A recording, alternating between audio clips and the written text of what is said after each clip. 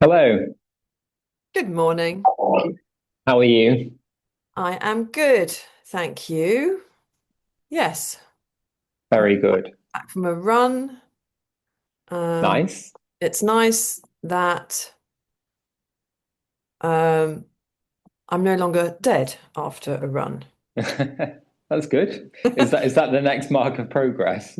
Yes, yes, I think so. Yeah, yeah. The run doesn't take everything out of me. Um, That's it's great. How far did you go? a whole 3.5 miles. Nice. Yeah, yeah. But yeah, no, it's all good. Small steps. I keep telling myself, baby steps. Uh, Absolutely. but how are you doing? How are you doing? Yeah, I'm all right. Yeah. Yeah. Well, I mean, I know you've said in the past about well, after the track race that Mhm. you sort of struggled a bit, and it's definitely something I think a lot of people get is that Mhm. post-race blues. Yeah, But it yeah, it definitely seems to have affected you it has. a It little bit has. more, hasn't it? Yeah, more than I expected it to.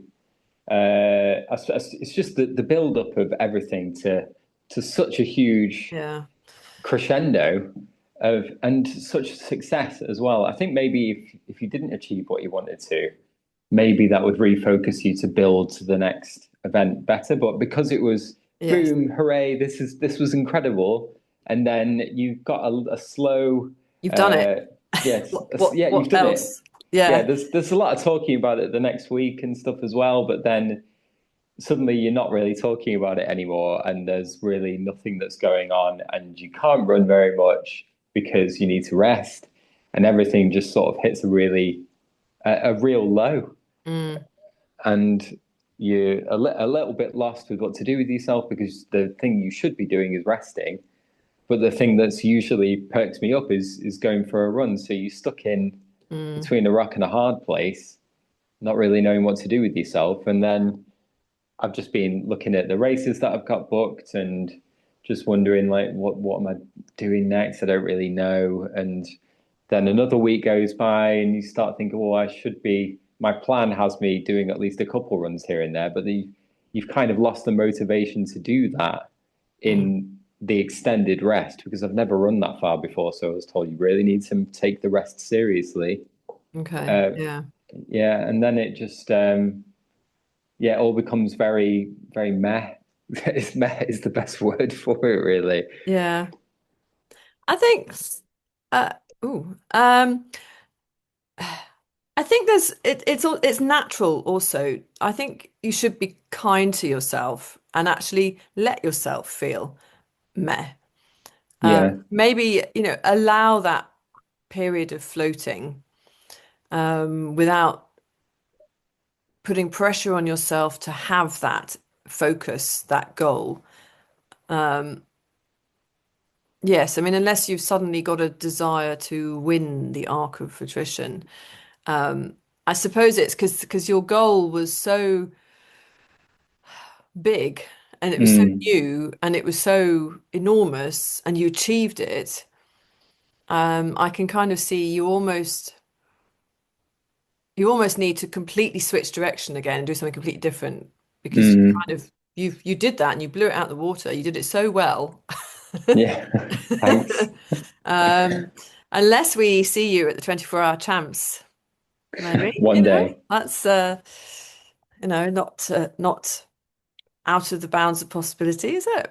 Well, I mean, there's a small update on races. I have cancelled the Arc Okay, okay, because I think it was making me sad okay, having such a big, huge event not that far around the corner.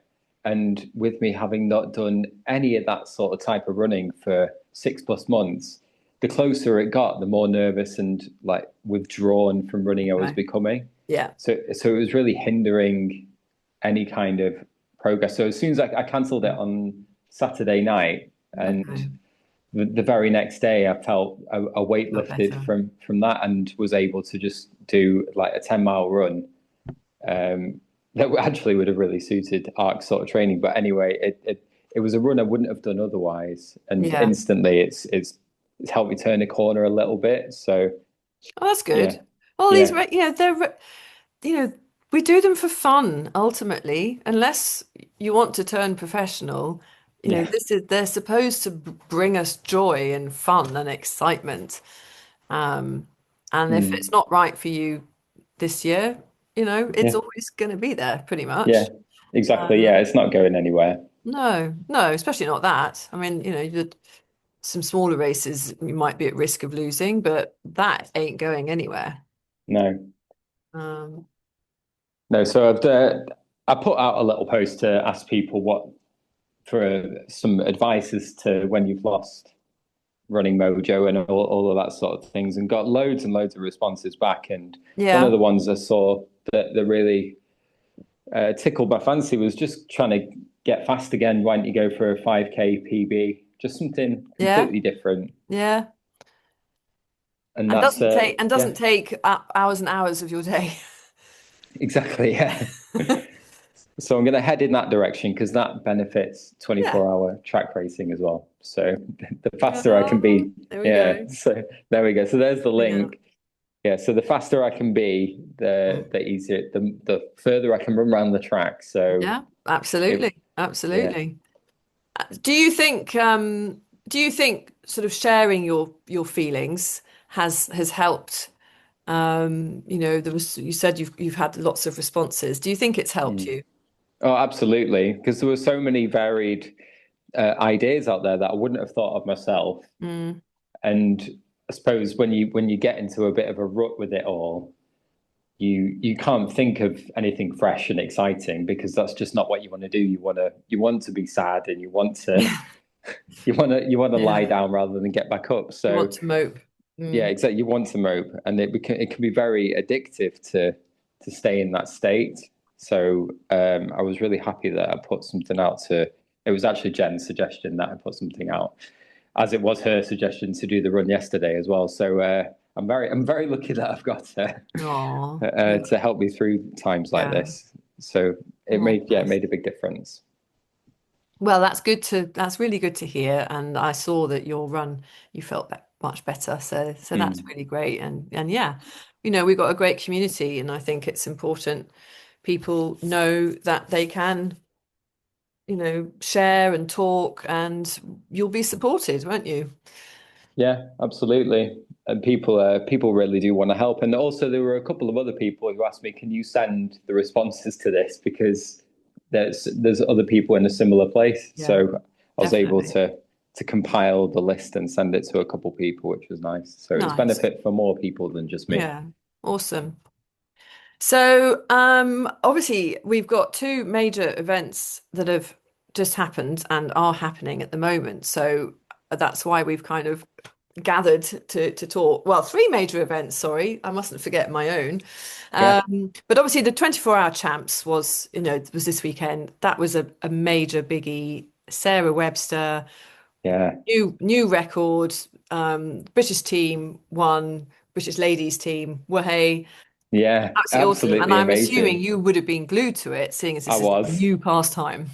I couldn't keep my eyes off it. I couldn't believe what I was seeing. It was just absolutely unbelievable. Like Mm. what an achievement for Sarah especially to run that far. How do you keep that kind of average pace up What for is so it? long? Tell me the stats. I know you're going to have all the stats. What are the stats? Yeah, so it was 277, no, 278 she got to in the end. Hang on, I've got they really because they had the initial results and then they have the little beanbag measurement up. Yes. Yes, I So saw on the website it said the last lap or something wasn't recorded yet or something. exactly, yeah. So it was 278.6 kilometers that she ran, which is And just. what's that in old speak? Do we know? A quick. Oh wait, hang on. I was just doing the average pace Oh yeah, first. go on then. Yeah, do that, and I'll work out what that is in miles. So the average pace in minutes per kilometer was 5:10 per Okay. kilometer. Um, yeah, that's meaningless to me. I'm a dinosaur, I'm afraid. It's not far off 8-minute miling. So that, oh God, really? So yeah, Yeah, 172 miles. Yeah. Wow. Yeah. That's Absolutely just, ridiculous. it's Yeah. eye-watering, isn't it? 8 minute She, miles. yeah, she was fifth overall. Yeah. So, and Yeah. Yeah. she was 1 kilometer behind fourth, who just managed to summon enough energy, the Hungarian guy, to keep her at bay. But he was Wow.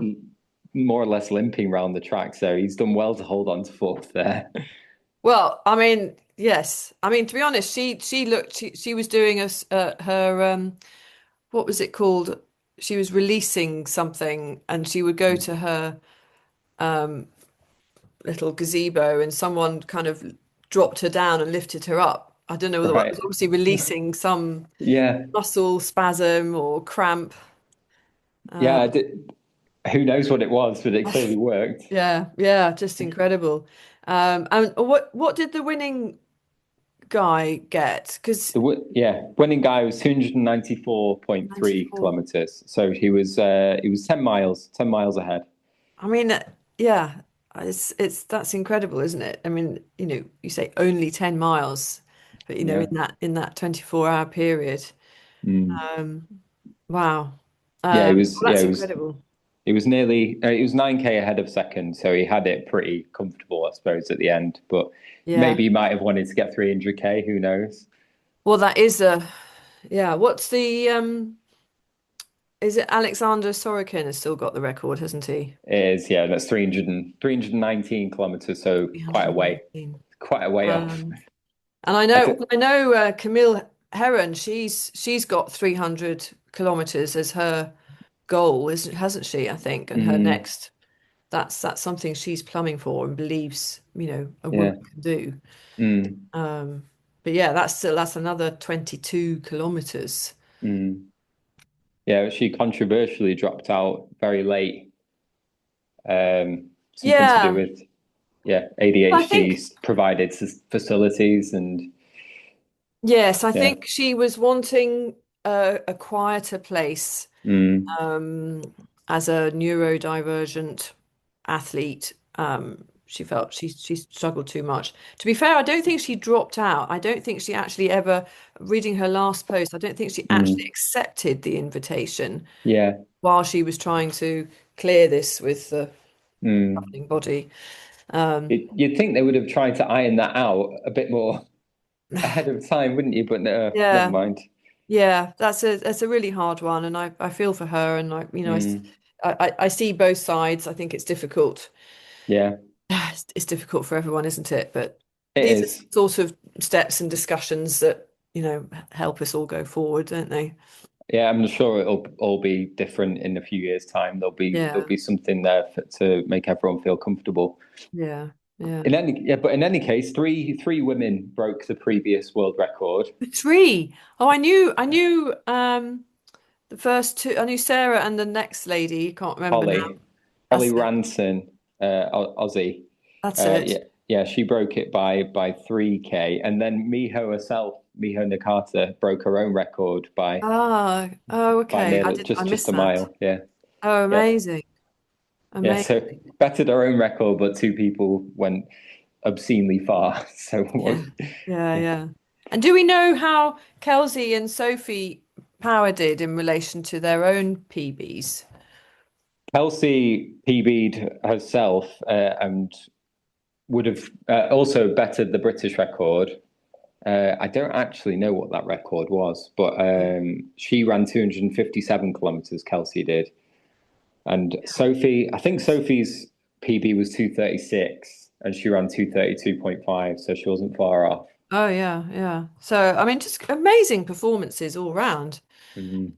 Um, Yeah, well, there's no wonder the British women won yeah, with yeah. those three. There was no one anywhere near. No, I mean to have, most teams will have one strong runner. We had Mm. all of them were just Yeah. fantastic, weren't they? Mm. So, well, a hearty congratulations from us. Uh, Yeah. definitely. And of course, well, we'll get onto the backyard ultra next because that is still going. I haven't checked it this morning. I have. You I have have. good, excellent. But while we're on the women, I would just like to talk about my women's run on Saturday, um, because it's something I feel I never set out to do purposefully. I never woke up one morning and said, I'm going to do stuff for women, women alone. I have actually just sort of found myself on this path that I've been just sort of nudged forward, and it Mm. seems to me that this is what is wanted. So that's kind of what I ended up doing. But we had a really lovely day. Um, we had 20 women. Um, I knew a couple of them. A couple of friends turned up. Obviously, our friend Claire, and Sharon, who is an amazing woman. I know her well as well. She brought some lovely goodies for the bags as well. Um, but you know, it sort of it really struck me that you had so many women turning up who didn't know anyone else. That it always amazes me. I think that's a very brave thing to do, to turn up not knowing a single person. But we had a really lovely morning actually, and everyone just sort of got on with it and chatted away and tried on shoes and tried on packs. And we had just the amazing Tanya Rubb. I mean, I just love her photos. I love the sort of moody, grainy, not grainy, but the sort of almost a bronzy overtone to them. Yeah. It really made the color of the shoes pop out. Mm. Um, and she joined us, and we just had this great run, and it everyone was exclaiming about the area.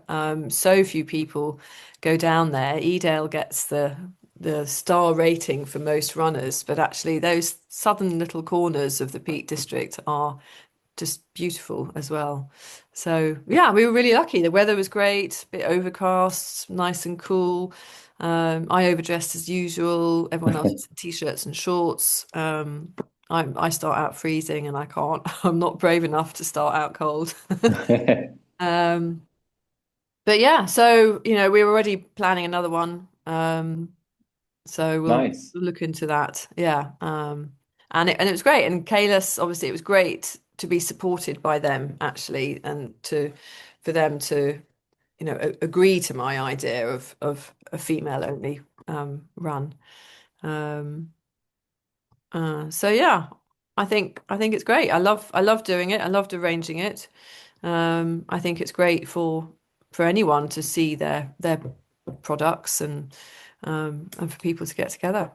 Yeah, absolutely. And you say that you feel like you've been nudged down the path, but you started by doing that women running through the night and Mm. various other female running related conversations. So I think you've led yourself down that path a little bit because Yeah, but it's never been a conscious decision. It's just yeah. been, well, I suppose it's just been a topical thing Mm. that keeps coming up, and I keep seeing it being talked about, and I think the discussion sort of needs to be continued. Yeah, rightfully, yeah. I think, you know, I've never considered myself to be, I've always been a sort of a tomboy. I've never felt uncomfortable in races. I've never had any bad experiences in races. I've always felt completely comfortable being surrounded by men, and I'll, you know, bloody well race them and trip them up and do whatever I need to do, you know, to sort of wade in. So, you know, it's not through any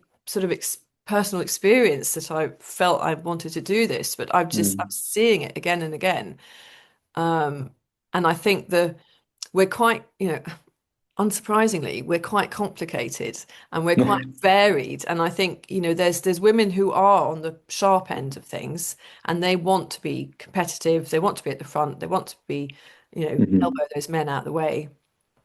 Yeah, But there's also absolutely. women who don't want to elbow men out of the way. They want to have a good natter, as they have an adventure of their own. And I think, you know, that there needs to be the support there to allow both Yeah. feel that they can, or certainly the ones that just want to enjoy themselves and have an adventure and not think about how fast they're going. Mm. You know, I want to make sure that they know they've got just as much right on the Yeah. trail on a race. as the ones who are highly competitive. Yeah, Um, and you only have to look at She Ultra and Hugh Williams and the number of people that get to those events. yes. There's clearly a market for women feeling a bit safer in this environment, and it's a great introduction into trail running. Mm, And yeah, mm. it's just needs to keep going. And Yeah, I mean, yeah, yeah. I think with the runs like the one you've done are going to really help that. Yeah. I mean, no, we had a lady, I mean, we had Poppy Collingwood, who's a Kalis sponsored athlete. So she's at the sharp end, Mm. as is Tanya Rubb herself. And I'm sure there were others there. But then there was a lady who gave birth last year, and she's just starting to get back into it. And she's got her own questions, her own considerations of trail running. I wasn't even running after I had Charlie. So I don't know. I'm imagine there's all sorts of bits and things you need to think about after you Yeah. give birth. You know, so there's all sorts of questions there, and that you're not going to ask when you're surrounded by men. Mm. Yeah. Or feel embarrassed that, oh, I'm going to be slow, I'm going to hold them up. I don't want to, they just don't want to do that. No. Um, but so anyway, yeah, that was really good. Yeah. I'm really chuffed to pieces. And yeah, we will be doing another one. But let's now quickly revert to the Backyard Ultra before the lovely Sophie joins us. Um, so tell me, you said you've checked it up. Very good. Yeah. What's Yeah. happening? Is Sarah still in? Sarah's still in. Sarah's Yes. yeah. We're on lap 46. So they're 40. closing in on 2 days now. Okay. Yeah. Yeah, we've got Matthew Blackburn and Sarah Perry from the UK. Yeah. Matthew Blackburn, who apparently only lives like 2 miles from me. I've never seen him. Oh, really? I need to run around New Mills more often. Maybe I'll bump into him. But he's a social media ghost, so you just can't find him. Yeah. Anyway, but we've got some super strong runners like both of. I'm really excited for Sarah Yeah. to discover what she's made of, and it looks like she's feeling good, which is the most important thing. I'm hoping she doesn't get just tripped up by random sort of GI issues and stuff like that, Yes. because she got to 59 laps. But it's not up to you how far you go, is it? It's up to the assister Yeah, well, to this is it. I was trying to explain to the chap I work with in the shop yesterday. We had it on in the shop. I have to say, it's not the wildestly exciting viewing. Well, it's exciting for about 10 minutes yeah. between the 50 minutes and on the hour. But yeah, I was trying to explain to him, you need two good people to push each other. Otherwise, if everyone drops out, someone who could be really, really good and can go for days and days, they win by default because everyone else has just dropped out. So Mm, it's key to have two people. Um, yeah, yeah. it is a fascinating concept. But we've got there's super strong women there. Jennifer Russo and Megan Eckert from America. They'll both run really far. There's Phil Gore from Australia who's run super far. There's all the Belgian guys who've run super far. I think we'll see multiple people go over 100. Yeah, what is it with the Belgians? I don't Is it their know. beer? I don't know. What is it? I don't know. They've just got the knack.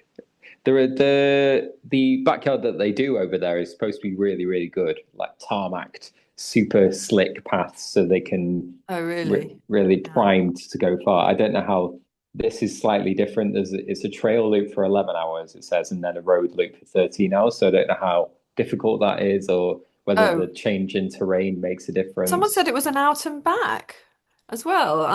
So I'm a bit confused because Mm, I uh, don't know. okay, so they've got two loops, so it's varied then, Mm, essentially.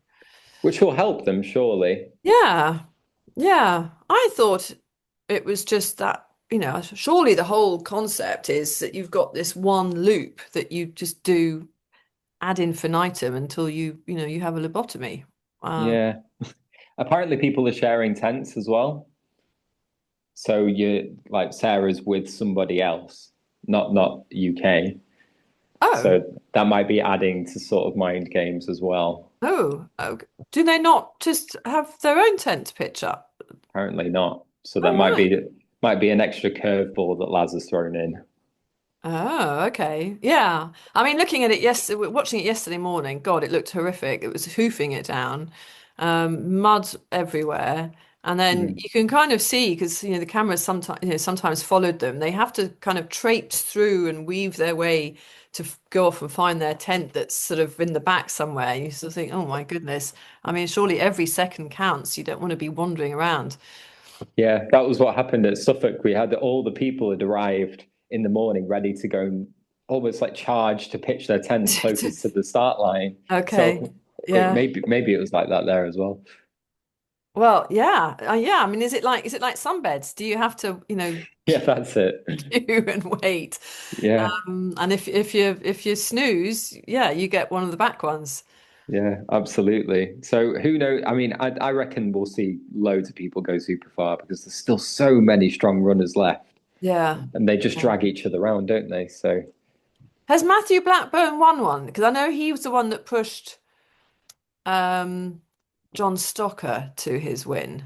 yeah, he was, but I think he's run 88 himself before with John on 87. I think they've maybe it wasn't John, but I'm pretty sure he's the British record holder for with 88. So he's Okay. gone far. Okay. Oh, well, Sophie, hello. Hi, Welcome. hi, how are you guys? I'm very good, thank you. How are you? I'm good, really Yeah. good. We're just chatting about the Big's Backyard Ultra. Are you watching? No, I haven't been, but I will be now. I, honestly, it's those things, isn't it? You get completely absorbed by them, and it's yeah, I find the whole setup of a backyard ultra quite fascinating. Yes. Are you tempted? Look, never say never. I'm starting to do races that said that I would never ever do. So, let's see. Well, you're jumping in at the perfect time because they've nearly done 2 days, so it's going to get more interesting from here. This is where everything starts to go a bit squirrely, right? Like they've been up for a while now. Yeah, Yes. exactly. I had one friend who said he was up till 3 o'clock the first night. I was like, "What are you doing? Like that? It's not. We've got a long way to go, buddy." This is the thing. It's a bit like when uh the Barclays is on, like honestly, I just find I get really quite consumed by trying to find out as much information as possible from like, people's crews and things like that because I'm just like, what is happening out there? I want to know all of the nitty-gritty stuff that's going on behind the scenes. Have, have you? So you're a coach. Have you ever coached anyone for a backyard? Yep, I have.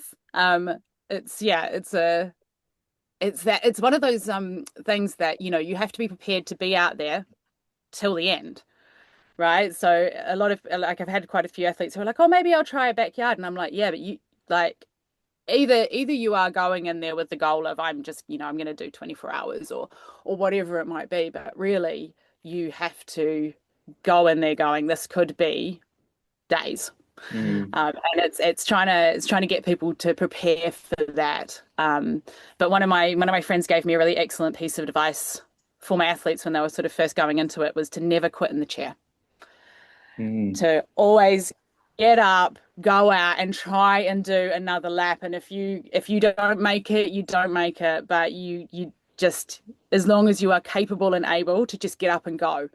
Yeah. And I actually think that's like super good advice for any Any ultra, race. really. Yeah. Yeah, definitely. Yeah, definitely. Die on your Exactly. feet. Yeah, I crewed a friend at a race in the Pyrenees this year, and the poor thing, she like really just wanted to stop, and I was like, "No, you're not allowed to quit in the chair. You got to get up. If you turn around in 20 minutes and you come back to this aid station, then fine. But you are getting up and you are trying." Oh, yes. Cattle prod. So, well, I mean, congratulations. You are a giant again. Thank you. Yeah. How was it? I mean, it's a race that I mean, for me, it's just endlessly fascinating. Very, very, very long-term, distant plan, dream. I would love to do it. I really would. So, yeah, it always holds my attention. What do you love most about it? Uh, you know what? It's trying to well, there's a few things. It's beautiful. The volunteers are incredible. The mountains are insane. But I think the thing that keeps me coming back is trying to string it together well, right? Like trying to like not necessarily nail it because like a race of that distance, things are gonna go wrong. Things like it gets wild out there. I don't think anybody comes away from the tour without some ridiculous story of what happened to them out there. But I think each year I learn a little more about how to, put all the pieces together a bit better. And I like this year, for me, it was not my best year. It was the slowest that I've run it. And I managed a whole lot of things well that I didn't manage well in the past, and then I had a whole bunch of new things come up. So yeah, I think it's just that. It's just trying to manage yourself over such a long distance for so many days. Um, is just yeah, it's like a puzzle. I love that about ultra running. It is really about putting that puzzle together. Yeah. Yeah. It's not just about turning up fit. No, definitely not. It is, I find it super intimidating that it's just so much elevation and so far. I couldn't even comprehend going to do something like that. Do you take baby steps towards it of the same distance and elevation, or did you just end up jumping to it? So I think for me, I got to the point in my running career where, you know, a mountain 100 miler, I knew that I could finish. It wasn't, barring some sort of catastrophe.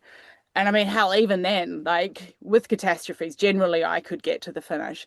And so then it became a question of, how fast can I do them? And I've been in this sport for well over a decade now. So I've had a lot of experience and I love being in the mountains. So I definitely had built a lot of that. But that first time that I stood on that start line, I was so nervous. I was shaking. I just like it's one thing managing yourself for 24 hours. It's one thing managing yourself for 48 hours. But what happens past that? What happens when you are out in the mountains alone? And because, for a lot of these races, I spend a lot of time alone because of where I sit in the field. What happens when you're out there alone and you're day 3 or day 4? Like, yeah. So I think for the tour, I think it is really important to get some mountain experience, but it's really, really well supported. You have, you know, aid stations every sort of 10 kilometers, not 10 kilometers. Yeah, actually, probably, yes, that might include a mountain in between, right? So it could take you a very long time to get between them. But it's not like running in the UK or in New Zealand, for example, where, you are you can be quite remote. There is quite a lot of like places that you drop into towns and there's sort of those points, and the tour is really good at making sure that there are people at the tops of the mountains and just keeping an eye on everybody to make sure that you are okay out there. But I think yes, being in the mountains is scary, but the elevation, right? Like it means that you're hiking uphill. We're basically all professional hikers that do it. You're hiking uphill and you're then just letting gravity take you down. And there's like a little run. Honestly, I think the races that scare me more are the ones you have to run the whole time. I think the communities seem to really get into it and support the race as well, don't they? Absolutely. Like that whole valley gets involved. I know that there are people who take the week off, who are not runners, who go out and they will be volunteers or they will, go out and cheer for people because this is just built into the fabric of that time of year for them. The refuges have all generally, I think they all shut, but they stay open for the tour. Mm. So, you have just this incredible sense of community around it, and they all just, I think the people who support it and the volunteers, they're not necessarily ever going to run it, so they have this kind of like they are in awe of the fact that you are out there trying to do this thing that is huge, and they Mm. will do whatever they can to help you get to that finish line. Lovely. It must be so amazing to have all these people you've never seen before and probably will never see again, just so passionately cheering you on and trying to give you food and pushing you up the next hill in such a beautiful setting as well, as you say. It's all the photos from it, especially this year, looked unbelievable. Was there much? What was the weather like actually within the race? Was it too hot, too cold, or? Oh, do you know what? It was a pretty good year actually. Like we were lucky. It did get a bit hot. And it got incredibly windy up high on that first day, was it? You don't really keep a track of the days that well. Um, but we had clear skies, we didn't have snow, like I've run it before. I didn't run it last year where they had the really bad weather, but I've run it before where you've had sort of torrential rain showers and like trying to manage that through this, like to not have that was amazing. But yeah, it was a little hotter than I would have wanted, but that's, to be expected. At that time in the mountains, you could get anything. Yeah, that's fair enough. Were you staying with James Elston and Gary House and other people like that around? Because they all got super ill, didn't they, before Yeah. the first day of the race? Yes, they did. No, I was not. I'm really careful around races. Like, we put so much into these sports, and particularly with these long races where you are going to be out for a day. That certainly before a race, I really try and protect my space. So I don't go to the big 30-person dinner because, like as much as I would absolutely love to see all these people, like I've put so much into that race to stand on that start line. If someone shows up sick and they don't know, and then you get it. So no, I tend to kind of try and limit my exposure quite a lot before the race. After the race, it's a free for all. That's fine. But we were in the camper van, which is really helpful because it just means that you can, be there, see people, but also then just kind of bring yourself back to your own little safe haven. Yeah, that makes so Um, much sense. So actually, yeah. Man, it paid off this time as well, big time. Yeah, absolutely. Absolutely. Oh, what was it? Did they? I didn't hear about this. Did they have some bad food or something? They I got think, some kind of stomach bug or something, didn't they? yeah, Yeah, it yeah. And wasn't like wasn't. that's not fun to manage that during a race. No, That's not I mean fun. your tummy's not great at the best of times, is it? How are you nutritionally? Do you find it okay? Can you sort of eat as you go, and do you ever have any issues? So nutrition is something I've spent a lot of time working on over the years because I used to vomit a lot in races. And this is the first tour actually that I ate a bunch of real food. Normally I do a lot of Morton and gels and, just keep because I know that at least if I'm putting liquids in, then I'm keeping my carbohydrates up. But this year, yeah, I was like, I'm actually going to try and eat a lot more real food and just try and have a little something every time I go through an aid station. And I didn't do it through all of them, but I'd have a little cake or a cracker or whatever it was, and it seemed to really work as far as that this year, and like, I was having the polenta and like all sorts. It was delicious. It was absolutely delicious. It's much more fun running the tour, eating lots of the food that they offer you than drinking Morton's for 4 days. Um, I did, and I also managed to have the compulsory McDonald's along the way. So if you have Nice. crew during the if you have crew during the tour, there's like a point where they will drive back through Aosta, which is the only place where there is a McDonald's. I'd highly recommend anybody who's doing that to get one, to get the crew to bring you one. My favorite is from Stephanie Case, the crispy McBacon, delicious. But yes, so I managed to have one of them along the way, but yeah, I think I still got through 50 odd Mortons, Whoa. which is a lot lower than I was hoping for. I think the year before I got through 60 or 70 of them. Is that gels or drink mixes? Oh no, the drink mixes. Is that the 320 or the 160? The 320? 320. Blimey. Yeah. That's a lot.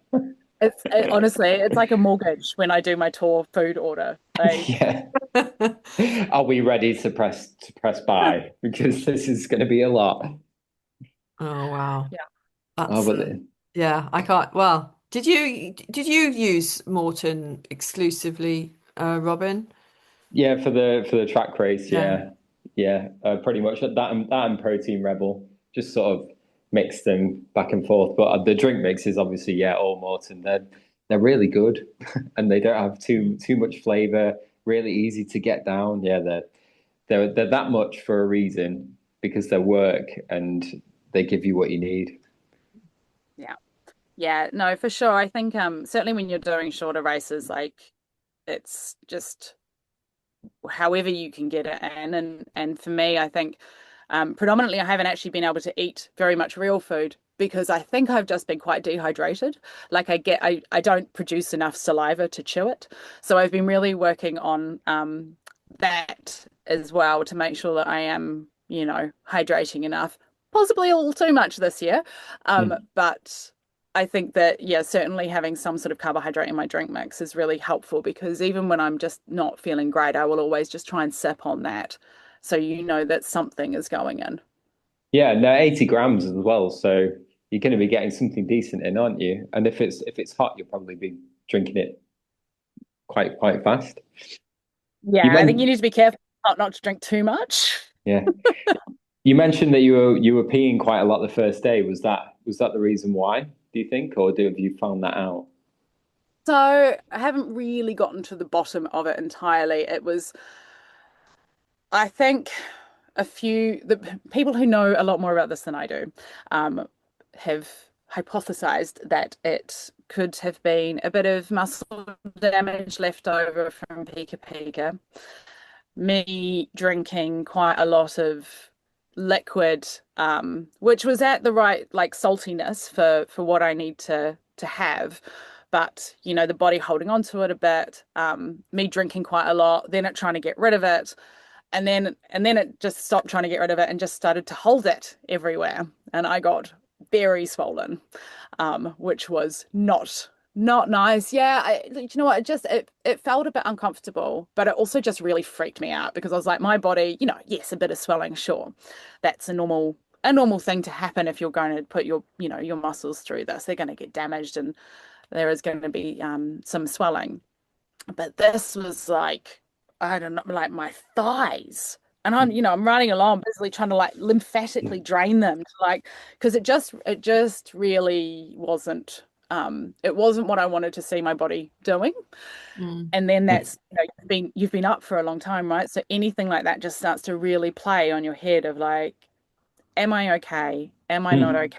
When I was peeing a lot, I sort of said to my crew, can you just like Google this to make sure that that I'm okay, because like my pee was clear. It wasn't there wasn't any blood in it or anything like that. But it was just very frequent and a lot of it, which is also super frustrating because you're as a woman in the trials, while I give far less of a shit than I used to about peeing in the open, right? You still don't really want to be like there, you know, pants down around your ankles, like while all of these guys are running past you. Like it's not ideal. And it disrupts your flow, literally. Yeah, absolutely.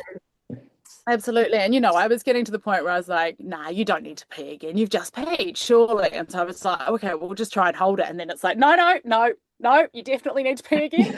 Okay, well, we're gonna have to use this half a rock to hide behind. It was, yeah, it wasn't ideal. But the peeing wasn't as worrying for me as the swelling. The swelling was not great. And it also, because it just had so many knock-on effects, you know, like because I was swelling more, my sports bra was cutting me to shreds. So I just had like all of this like raw chafing underneath my arms, Man. you know, my Oh, feet, while they always swell in these races and I go up a size, like I had blisters in places on my feet that I've never had them before. And so it's just all of that sort of stuff that, you know, you're trying to really manage because that's the stuff that can be race ending. It's those small things that can really cause problems. and yet, is it something that you can avoid in future? I mean, if you're not really sure. Yeah, I think probably I need to not like be drinking quite as much as I was. And I know as well, like that, like in that first bit, I was trying to finish, I was finishing my Mawsons, but I was working, you know, reasonably hard and I was thirsty. So I was like, oh, I'll just start on the next one before I get to the aid station. And then I had another bottle to start and I maybe lost a little bit of the track of like what I should be drinking when. So yes, just drink a little less. Mm. That is remarkably similar because I just did a 24-hour track race and I had the exact same issue. There was peeing all the time. It was really clear, like really healthy. They had to Google it. But likewise, like I was going past the toilets every 400 meters. You also had the option of peeing wherever you wanted to. So like I was Yeah. trying to tell myself every 400 meters, like you don't need to go again this lap. No, I do need to go. It's tricky and I'm like with a track race too, right? Like that's a lot of time off the track Mm. if you're Yeah, going every 400 meters. Right? exactly. Yeah. It's not ideal to, you know, like as a woman to, well, certainly I try and find a half a rock and pull over to the side and, you know, what will be. Sorry to anyone who saw me peeing. But yeah, it's not ideal for sure. No, but you mentioned that sort of went away. Did it sort of go away day two? Did you try and adjust differently? Yeah. So the first 20 hours, I paid more than 20 times. And then it seemed to just settle down a bit. And it became much more regular. But I think, as I said, I think my body just started holding on to it at that point. It's like, okay, well, we've tried paying it out. That's not working. So we're just gonna put it everywhere else. So yeah, it did settle.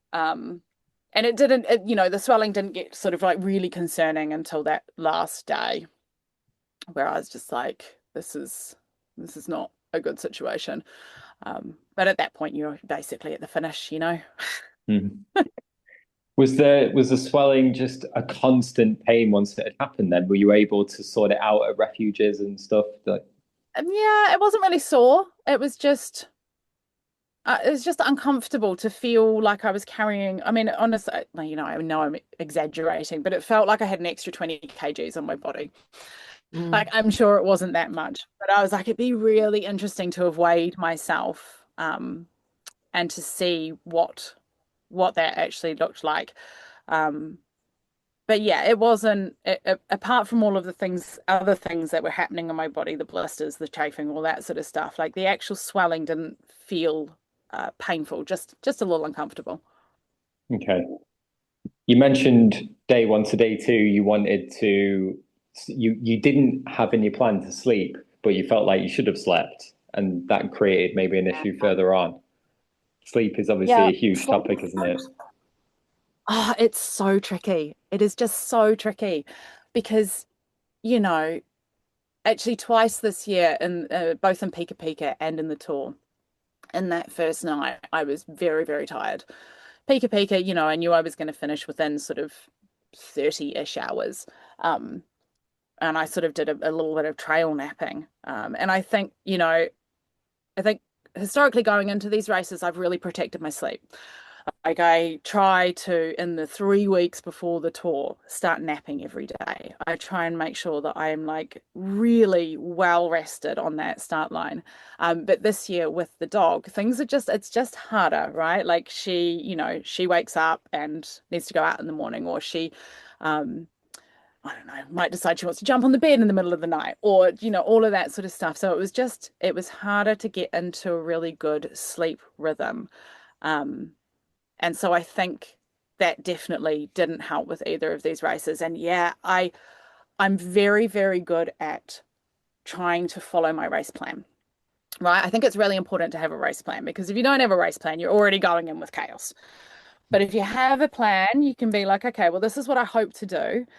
And then if things go a little bit awry, you're like, okay, well, that's not quite working out like that right now, but maybe I can get back to it in an hour or two and just, adjust as you go.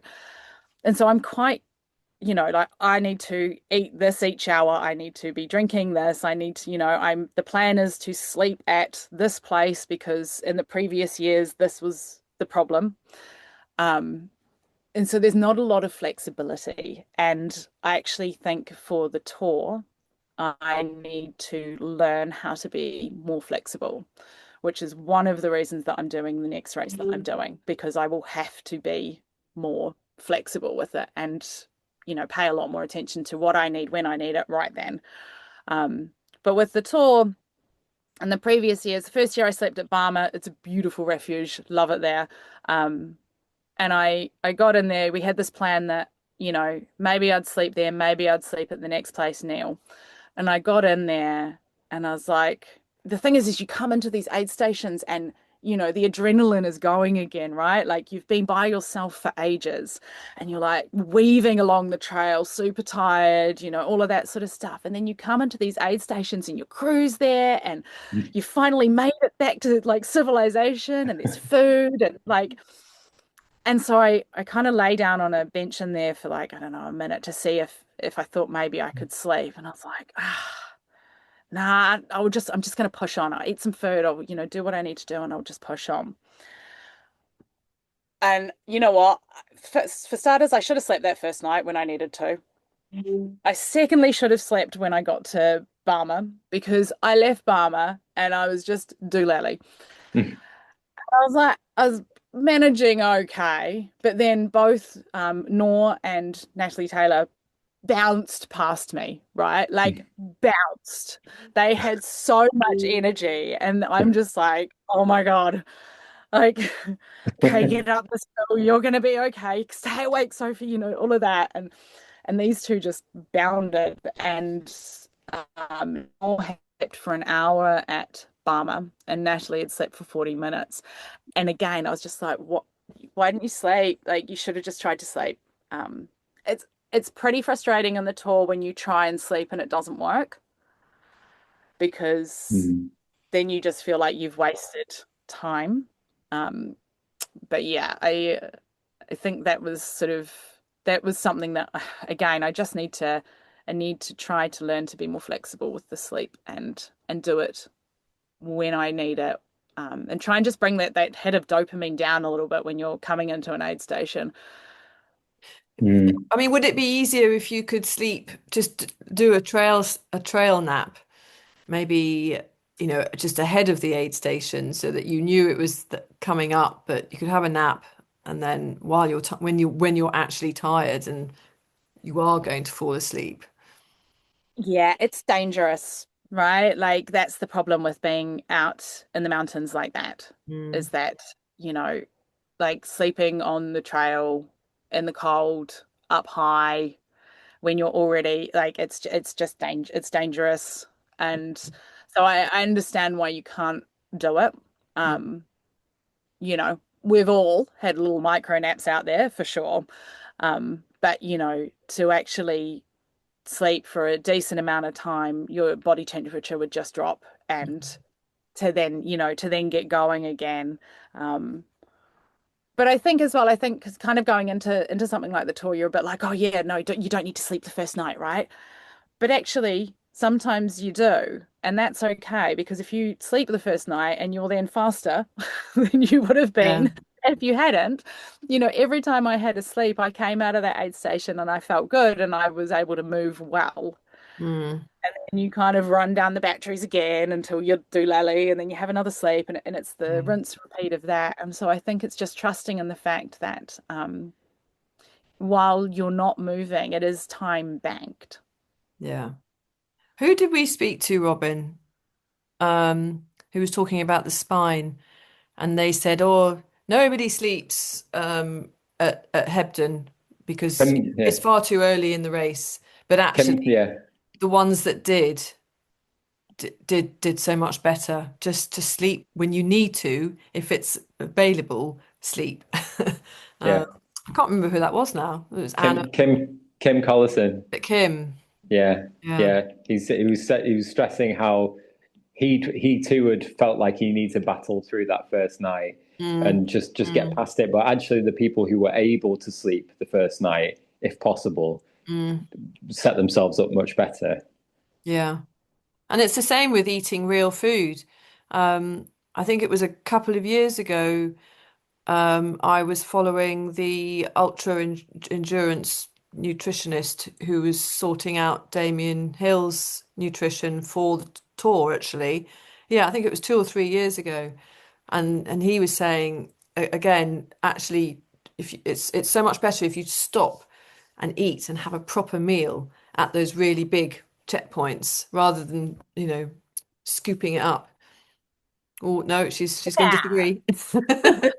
I mean, yes and no. Well, I it's a mean, very, very personal thing, isn't it, as well? that's the thing. It is a very, very personal thing, and and it's whether or not you can. I know people who fuel the entire tour on real food, and I know people who, I know a guy in the last Sportiva team, in the international team, who took something like, 3 gels an hour for 72 hours and did really Okay. well, right? So, Whoa. yeah, look, it's a very personal. Wow. What I would say is that when you're going for a long time, giving your body giving it some fat and some protein in case it wants to do some recovery is important, but it doesn't necessarily, like, there are a bunch of different ways of doing that. And I think a lot of people, while yes, it is great if you can sit down and eat a full meal at a checkpoint, but I cannot tell you how many times you see people sat there for I don't know how long just pushing food around their plate. Mm. Mm. Right. And Mm. that is a waste of time. If Yeah. you are not eating it, get up, get out, take something with you, and try and eat some real food from each place that you go through. But yeah, like you spend any sort of time crewing races, and the amount of like leakage of hours that goes on and Oh yeah. check Yeah. The checkpoints. is wild. Yeah, Yeah. Yeah. yeah. How easy is it for your crew to get to you in these big remote refuges to sort of keep an eye on you, make sure that you're not wasting this time? I have a very nimble, very dedicated crew. Most people do not have this. So George typically will see me 16 to 20 times in the tour.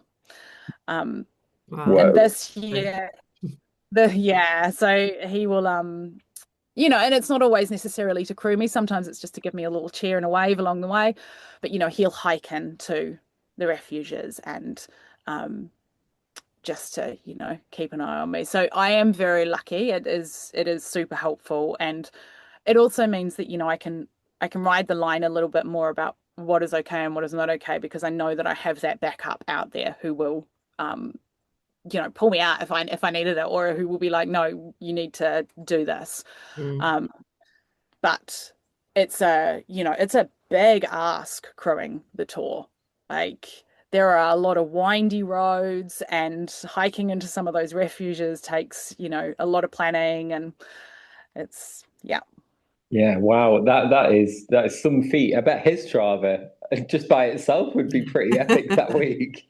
Yeah, George does not get a lot of sleep while I'm out there racing. Yes. He was lucky this year his dad was with him, and so that helped to take some of the pressure off. They were able to tag team a little bit and that was certainly very helpful. But yeah, it's a mammoth effort. Yeah, And you man, you should hire him out. Oh, honestly, I know people who would absolutely pay for George to go and crew them. Like he is top tier crewing right there. Yeah. Oh, Yeah. and you got a new crew member. We do. Yes. She was amazing, actually. I was a little worried that it would be quite a lot for her. She's a rescue Malinois, and when we first got her, she was very nervous around a lot of people. She was nervous around other dogs, and we're like, oh my God, what are we going to do with her at the tour? But she had the summer getting acclimated to just those sorts of environments, and it really helped having George's dad with us because he was able to crew us for Pika Pika, which was the month before. So she was able to kind of go to an aid station and hang out there and see him help us, but not be able to necessarily get to us and all of that sort of stuff. But yes, she was amazing at the tour. It was so cool. And it really kept me going too, right? Like knowing that I was going to get to see her at the different crew points. Oh. And then she trod on your toes at the end. Honestly, normally my mother does that. My mother normally like comes in to give me a hug after a race if she's at it and like just seems to always stand on my toes. So she now has a standard for when she's not there. Yes, it was not ideal. I didn't post the picture of my toes because I thought that actually that might be a bit gross for everyone, but it's there's pretty big blisters on the two big toes. Oh, ow. And I don't know what it is about dogs, but it just hurts so much when they stand on your foot. It's like they put their entire weight on that one leg or something. The And claws going the or something. I claws. don't know. There's Yeah. something, Oh, bless. Are you enjoying the being a doggy mum? Is that a whole new I am. process for you? Yeah, it has been. It's certainly this year it's meant for a lot of less structured training as we kind of figure out how she fits into our life. And certainly, getting her used to kind of being without us and stuff like that, because we typically take her everywhere we can. Being in Europe, like they're very dog friendly over here, and you can generally just take them most places. Um, but yeah, it's definitely been an adjustment, but it's been a very, very lovely one. Yeah, yeah. My Um, dog is ill at the moment, and it's just completely thrown my running all over the place because I'm so used to just taking him, and now suddenly, yeah, you got a plan to leave him or do something different, and can't run to work Oh, anymore. It's like, ugh. no, having a poorly dog, I it's horrible. It's really horrible. I did not understand before because you just don't know how to make it better. No, Like it's really, yeah, no, I am very hopeful that Neela does not have many problems no. in her life. Oh, It's just horrible. You just feel really helpless, and it kind of like, mm, yeah, I don't know. It's I've been very lucky actually. Like with a Malinois, generally all of the advice is do not get one of these as your first dog. yeah. Like just don't do it, right? Like they are like the Malinois is a lifestyle. It is not just like having a dog. They're a lot of work and very They are, clever. yeah, they're very clever. And the problem is that the more you run them, the fitter they get. Mm. So like she's an Mm. absolute beast. Um, and it just yeah, all of the advice is to not get one, and certainly a rescue, right? Like so you're not only not you're taking this intelligent dog, but also one with some problems that you don't understand because so yeah, she's been a steep learning curve, but I just love her, and I love that she can run in the mountains with us, and she's Yeah. yeah, You how took her far on can so she that. go? very. Mm? I was how far can she go? So I think probably the longest we've taken her out for is 8 hours. Um, Wow. there's a mountain behind our house called Como Pedrosa, which is 2,950 meters. Um, And, you know, like there's a big boulder field to get up to the top and scree to get down. And she's amazing. You just let her off on the boulder field and off she goes. It's Wow. really cool. They're made for that. They are Yeah. definitely made for that. So just touching on your next race, um, is it true? Are you coming to the UK? It is. I am. It is true. Oh, Well, I so mean, oh, that's going to be a culture shock for you, surely. Mountains and summer in Europe. the UK winter running is my roots, right? Like that is where I learned to run. That is where I kind of put all my time in when I was learning what ultra running was about, was in the Okay. UK winter. Okay. Like I when I first started running ultras and I had a place in the Marathon des Sables, I Mhm. basically raced as many ultras in the UK over the winter as I could to prepare for it. So I did a bunch of the Endurance Life series. I raced up in Yorkshire. I like did yeah. I have done a lot of winter running in the UK, Okay. a lot. But I always swore I would never do this race because honestly, it looks pretty horrendous. Well, I think that's very exciting, actually. And yes, that, as you Yeah. said, what you said earlier about learning to sleep. And you can trail nap here. So I think for me, the spine has always been just one of those races where, you know, you see it and you're like, why? Why? Why would you do it? Why? Um, and then last year they had snow, and I was like, oh, Mm. I could do snow. Um, but I think I think for me, what I am looking for is I want to be back in that community again. Like the UK running community is amazing, and I really want to go and be back in that again. But I also want a race that scares the shit out of me and is going to really challenge me. Like Mm. I am a little terrified. Um, and it also is just it's gonna be a race that I am going to have to look up. It's gonna be me, right? Like it's gonna be me out there running my race, looking after myself. You know, there aren't gonna be aid stations every 10K.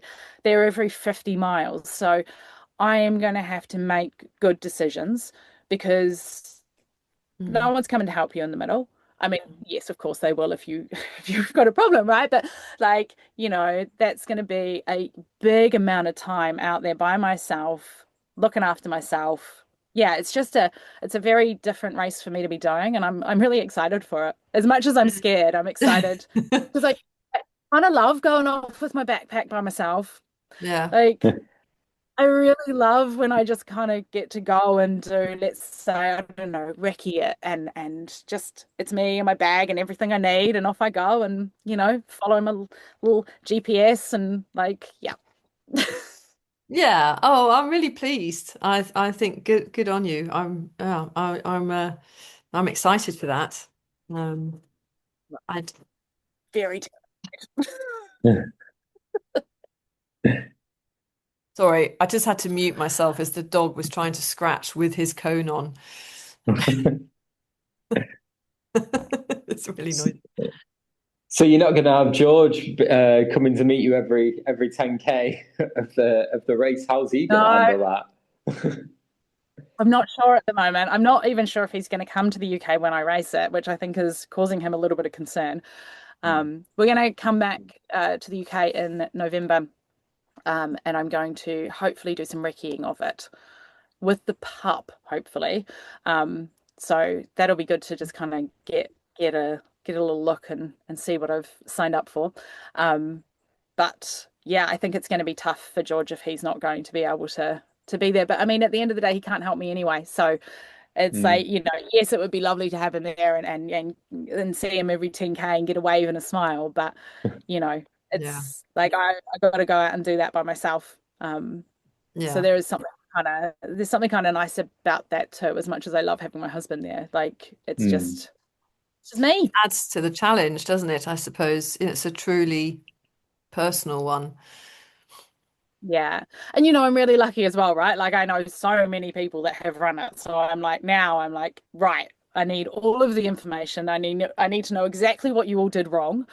And, you know, like so I really enjoy that part of racing as well. And certainly doing a new race where it's like gathering as much information as you possibly can and sorting through what people did right, what people did wrong, you know, what you can learn from their mistakes or from their successes, you know. So yes, I'm just about to start doing that. Do you know any of the route? Have you done any of the Pennine Way? No, not that I know of. I need to have a look on the I need to have a look on the old map, but I don't think so.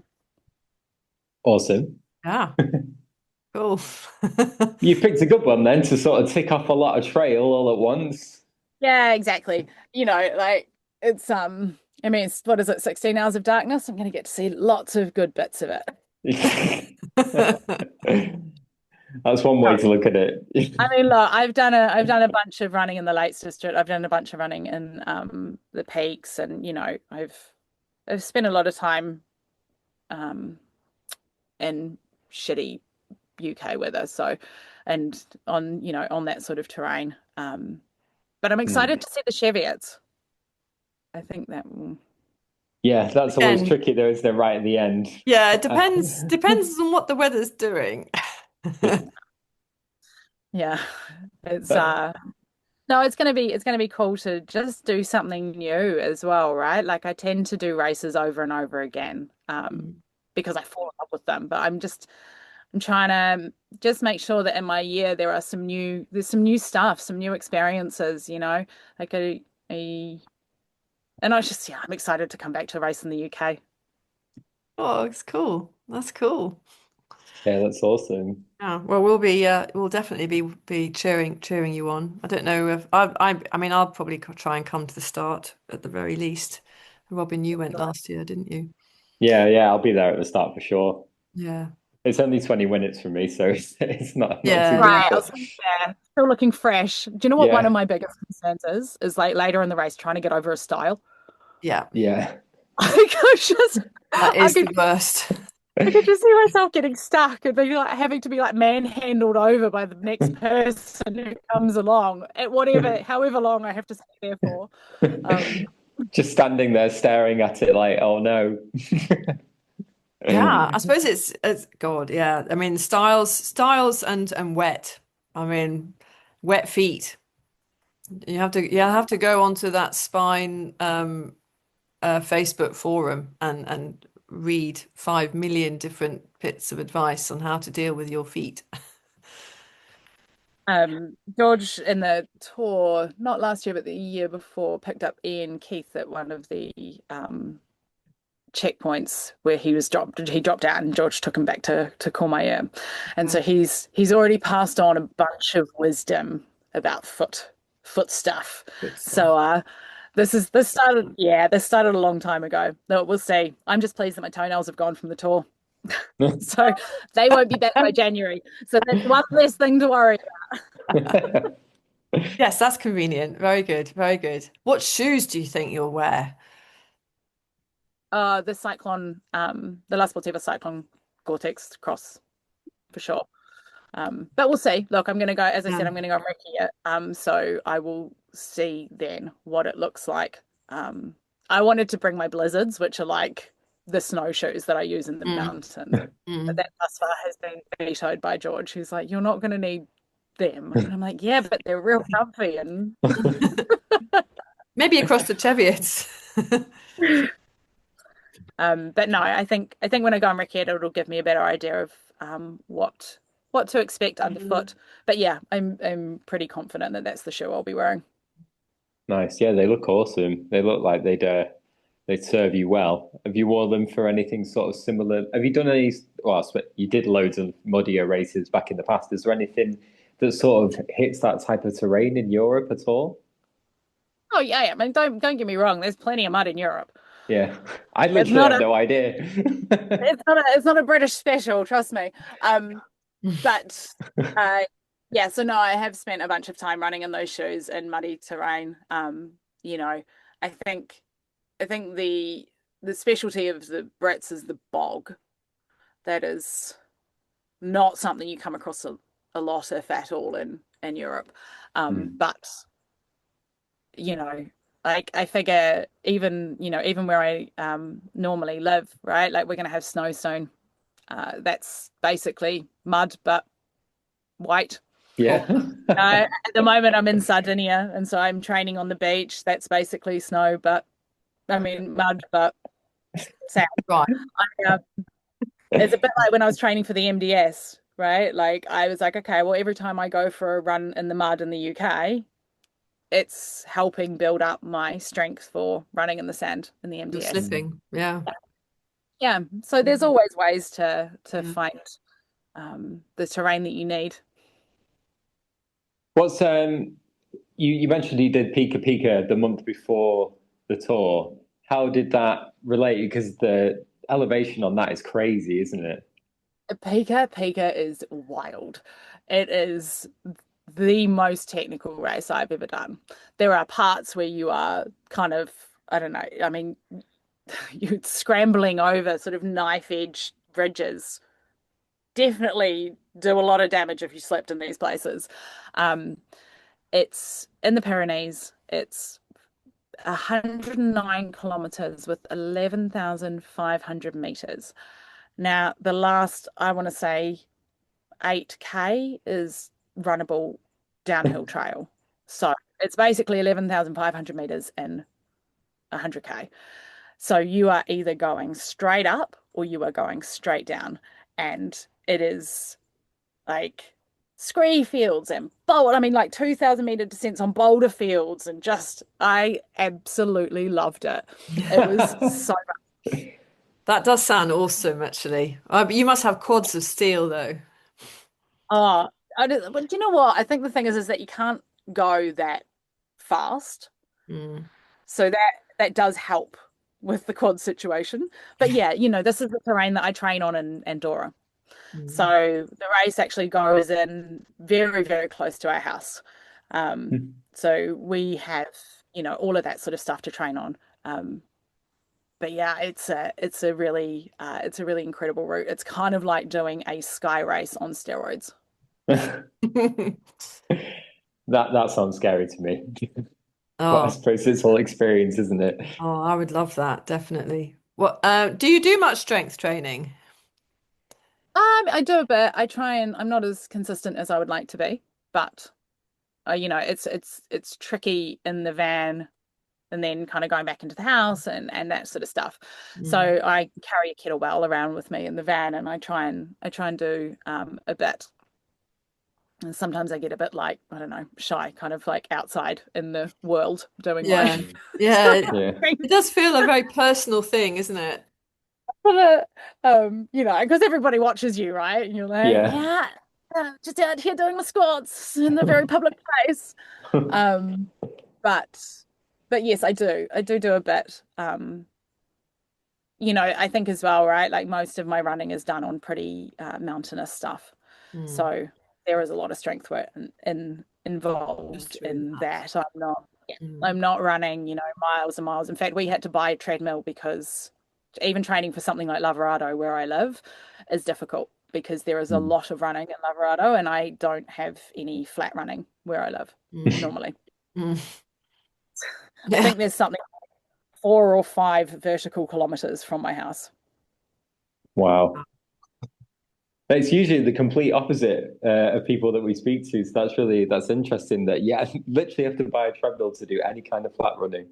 Whereas people are desperately searching for hills or don't have to drive for hours to get to Snowdonia or the Lake District. Yeah.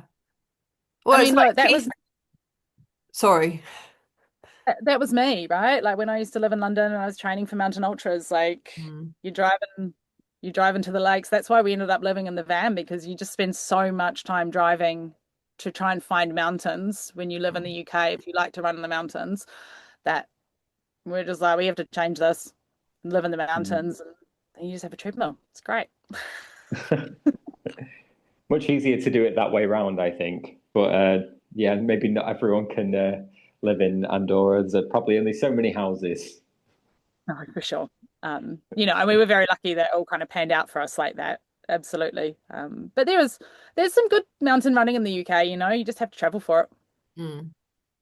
How much time do you spend in the van in proportion to your home? Do you travel a lot for your races? So, the before we had the apartment in Andorra, we were in it full time. So Mm. that was 7 years. Um, and then now we tend to do, I reckon, probably 6 months on, 6 months off. Like, Mm. we're definitely doing the winter in the apartment in Andorra is nicer than doing it in the camper van, although you don't get to ski and be in so many cool places. The winter in the van is tough because Yeah. everything freezes, basically camping in a tin can. But yeah, we prefer to be in it, to be honest. We both really still love being in it, so we try and spend as much time in it as we can. You Oh, must have quite a setup in there for to be in it for that many months of the year. It must have been absolutely nailed. Yeah, look, we yes, we have a really good setup, and you just figure things out, right? Like we have lovely friends who would like sort of let us descend on them and use their showers and all of that sort of stuff. But it's definitely not for everyone living in a camper van. Most people I don't think could live with their spouse in such a small space. mm. But because we spend so much time outside, it's not too bad. I remember you had your van died. Was it a couple of years ago? You had problems, didn't you? Have you got a new one now, or did he fix it? No, no, same one. We had, I think, probably what it has a little situation every few years.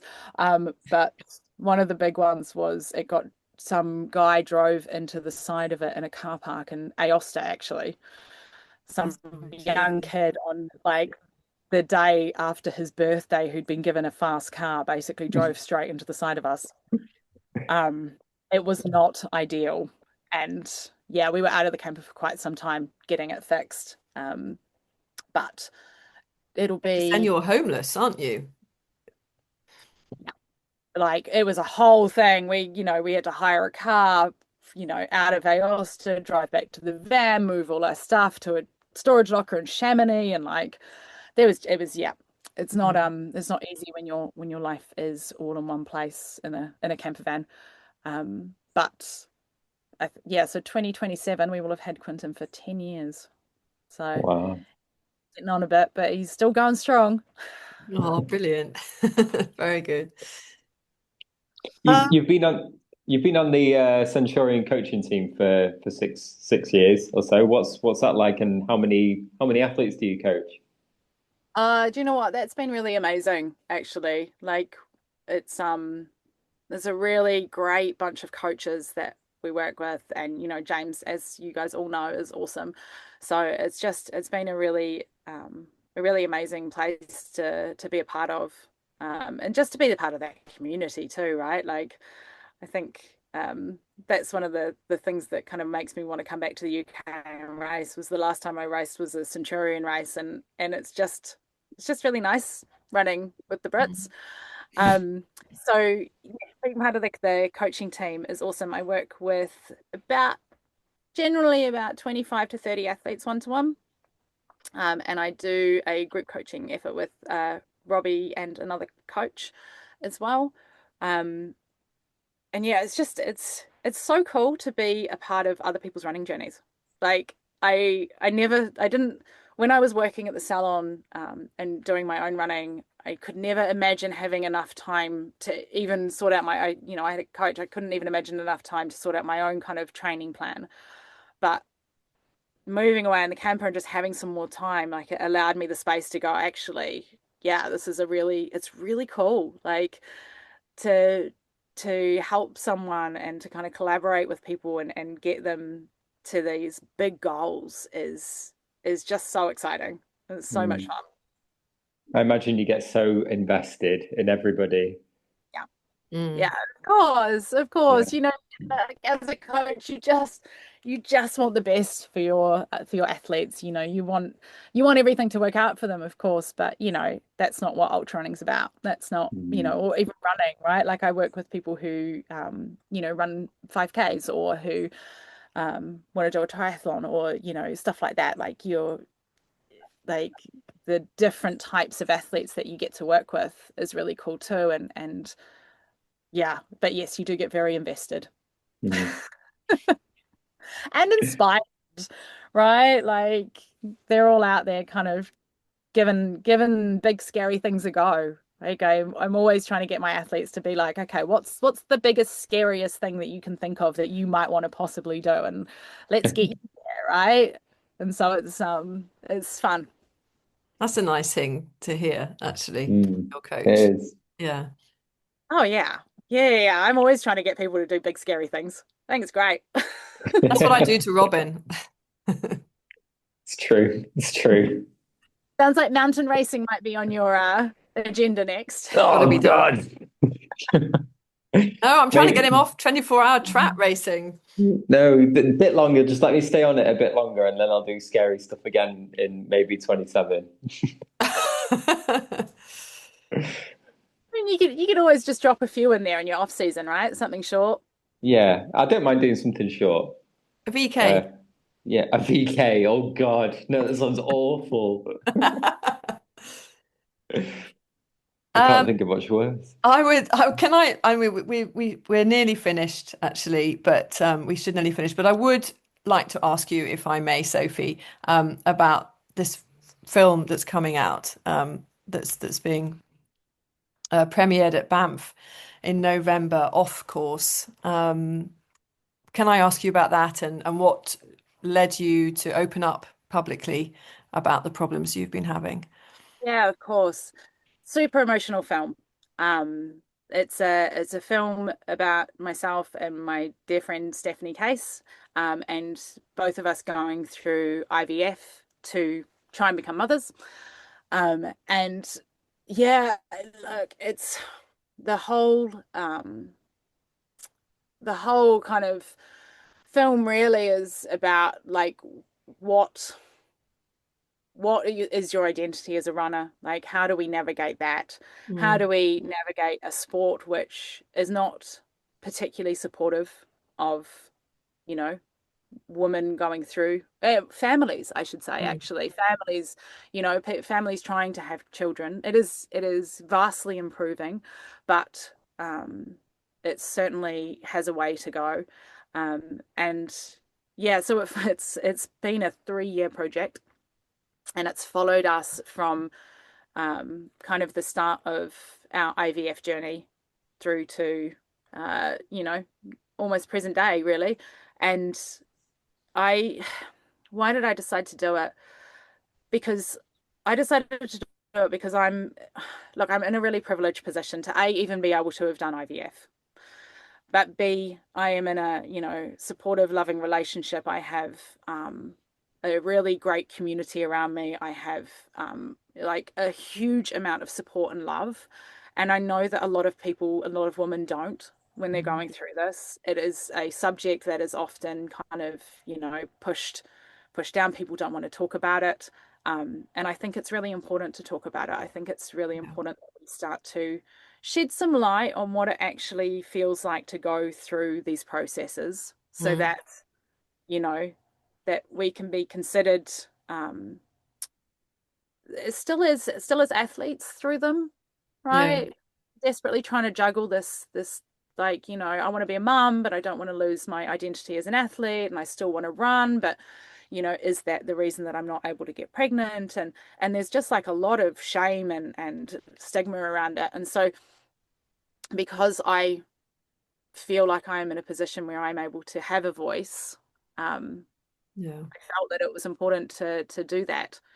You know, as people probably very well know, it didn't work out for me, and it did work out for Steph. And you know, when we started this project, we had no idea what was going to happen, right?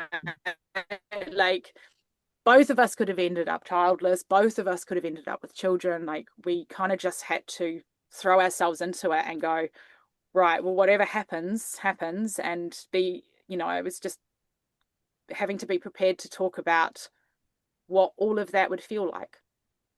And yeah. Very brave. Very, very brave. I think as well, like, it's certainly now as I'm starting to have a little more space from it, it is becoming a little bit easier, but it's taught me a lot. This whole thing has taught me a lot. I think as endurance athletes, we are so used to pushing through, and like,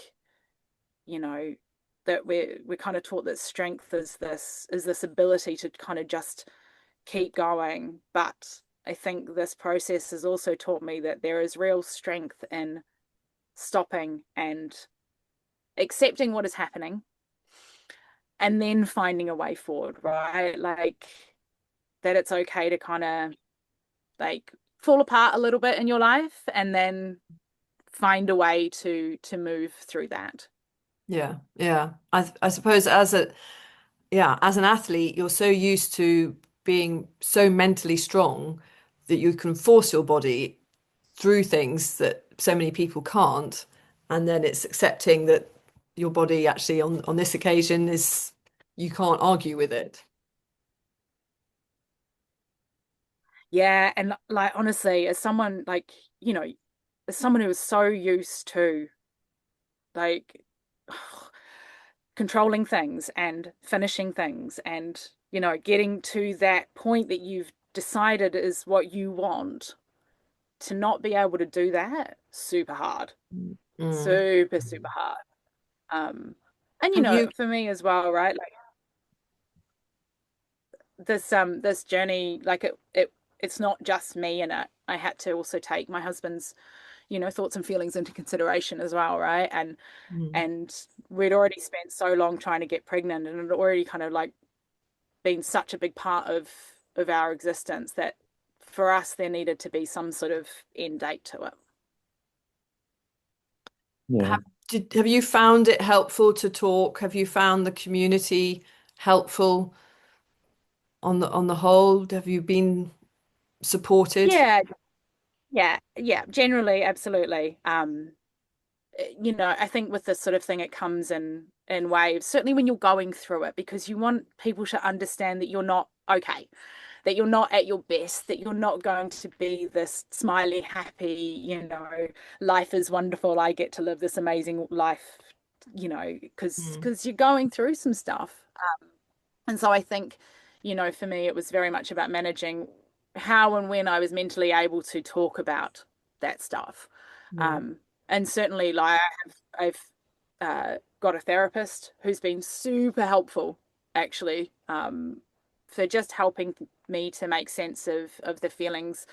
And also, like, she's been really instrumental in helping me to stop pushing so much, because, like, the personality type that I have, right, is like, right, we make things happen. We, there's a really long race. We do the research. We like put the training in. We do all the steps to get to the finish line. And like, actually, sometimes you have to pause and stop and go, hang on, right, I need to actually look after myself right now. And am I okay? And am I rested enough? Like, I think one of the biggest things that has come from for me out of this as well is understanding that not only do you have a stress bucket that we always talk about, right, with training load and all of that sort of stuff, but you actually have an emotional bucket too. And if that one is very full, this one's not going to take anything else on.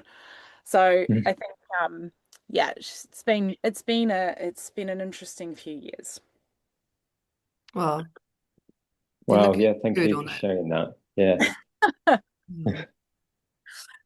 But yeah, I'm super excited for the film to come out, because I think that it's such an important topic, and to be in a position to be able to talk about it means hopefully that there are other women out there that just feel a little less alone, Yeah. right, when they're going through it, to know that we have been, and that there are so many women and families out there that are going through this, and that, like it's okay, and there is the support out there.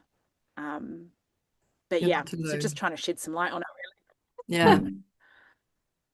Oh, I'm really excited for that. I already know a couple of people who need to see this, having you mentioned it actually. So I'm looking forward to sharing that with them because I can't know what it's like, but from the outside, it looks incredibly difficult. So I imagine just Mm. any kind of something to help understand and process is really important, I'm sure. And Have you you, know, look, sorry. sorry, I was just going to say, um, have you seen some changes for the good for women in the sort of trail and ultra running community? If you know, you've been running for over 10 years. Have you seen some good changes? Is it getting better? Absolutely. I mean, it was pretty horrendous when I first started. Mm. Like, most races, I reckon probably five guys would tell me something I was doing wrong, or hadn't trained properly, or um, like, yeah. I mean, even in the last few years, right? Like, I know, obviously the UTMB being taken over by Ironman. There's a lot of feeling around that, but that merger has done excellent things for women, Hmm. right? There is a pregnancy policy now. There is, you know, like there are so many more fast women on those start lines. Yes, they have a way to go, of course. I would absolutely love to see them do a 50-50 ballot. That would Mm. just, be amazing. But like when I first did the UTMB, there were so they only gave prizes to the top five women, but gave them to the top 10. There was no pregnancy policy.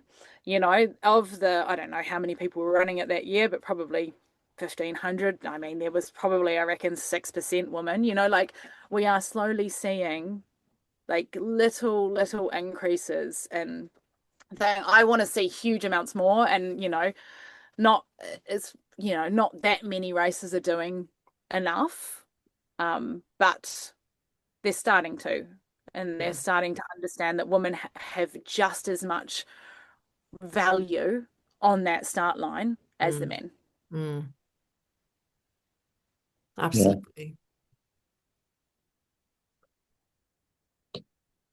Well, I think that's probably a good place to wrap things up, So we isn't wrap it? things up there. Yeah. Sorry. Yeah. There's a bit of a lag, I think. It's a Yeah. bit like talking to someone in 1980s in America. So I'm sorry if we've Right. spoken over each other. A little bit. But yeah, we are. Thank you so much for talking to us, Sophie. Very excited for you for the spine, and for this film. I think yeah, it'll touch a lot of people, and I think it's brilliant that you shared it, and I hope that it's helped you on your journey as well. Yeah, and we'll hopefully see you on the start line. Yeah. Thanks for having me, guys. Really appreciate it. And I shall very much look forward to seeing you on the start line. Oh. Yeah.